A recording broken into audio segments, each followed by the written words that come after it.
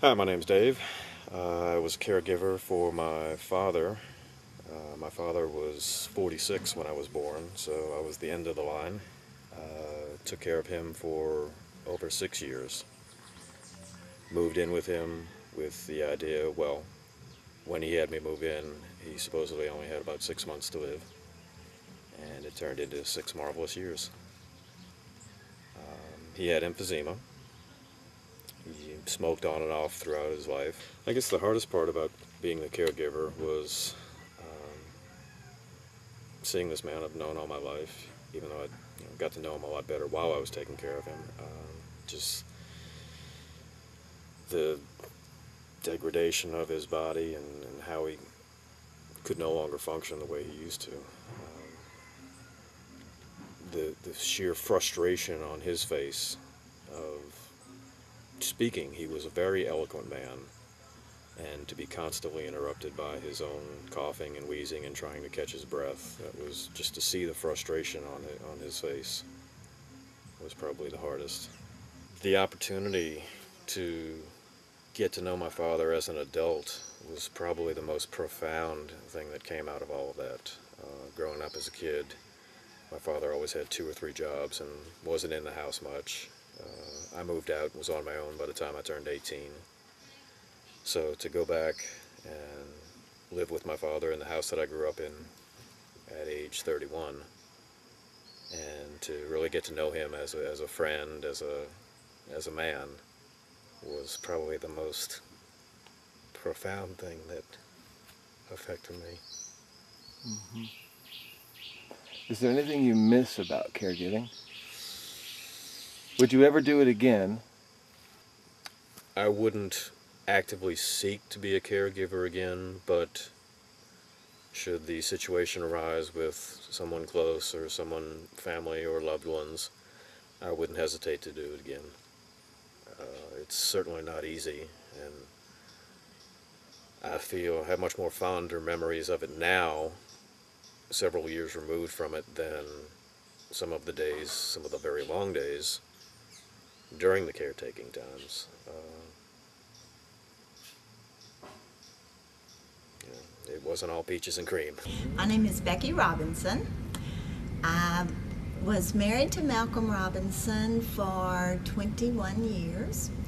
I was a caregiver for 24/7 for 9 months. He had brain cancer. I had, up until that point, been Mrs. Malcolm Robinson, and Malcolm was we were partners in caregiving each other on a real daily basis. I guess one of the hardest things about the caregiving was I was the youngest of 5 siblings. The only one, well, I have a brother also living in New Orleans, but I was the only one in the position, both financially and family obligations.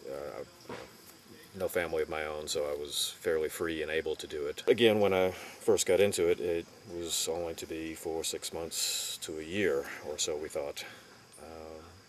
As it got into year 4 and 5, there was some resentment, both mainly towards my other siblings, especially the brother who was in New Orleans. Even though he had other work and family obligations, there was very little support from him. So there's some bitterness that still carries over to this day from that, even though this has now been 7 years since he passed.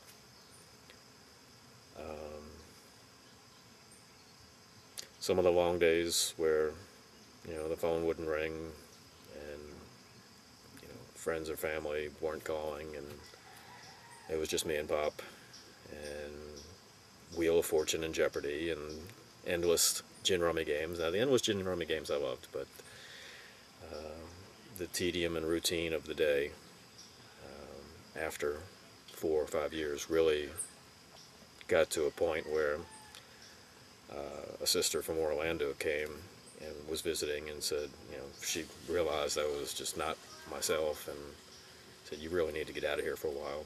I think the hardest part of being a caregiver was him not knowing that I was the caregiver.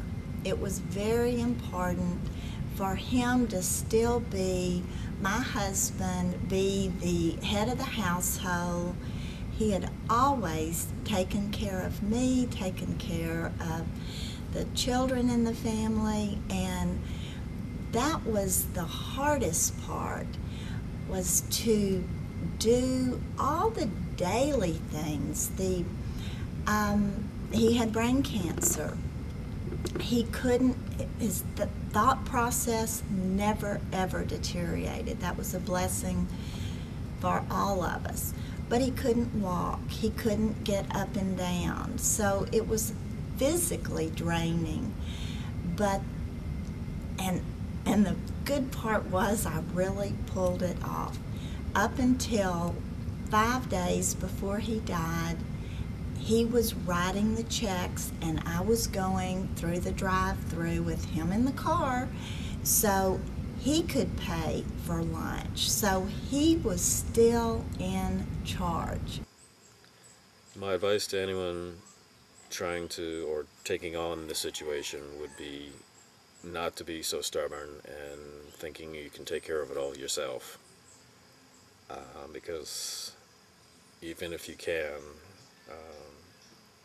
in the short term, if it turns into a longer term situation, your own stubbornness and wanting to do it by yourself is going to work against you by telling people, no, I've got it, I can do it, I can handle it. Well, eventually people are going to believe you, and then farther down the road, you wind up wishing that more people would come around and offer assistance, and that's when you need it. So don't be so independent if you don't have to be. Try to share the load, whether it's, the physical duties or just the, opening up.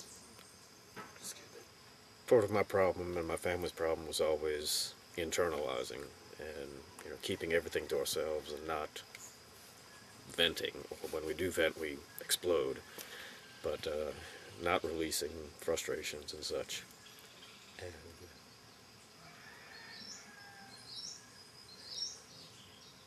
And part of the frustration and tenseness and everything I felt in year 4 or 5 was probably heightened by the fact that I wasn't sharing some of these frustrations all along.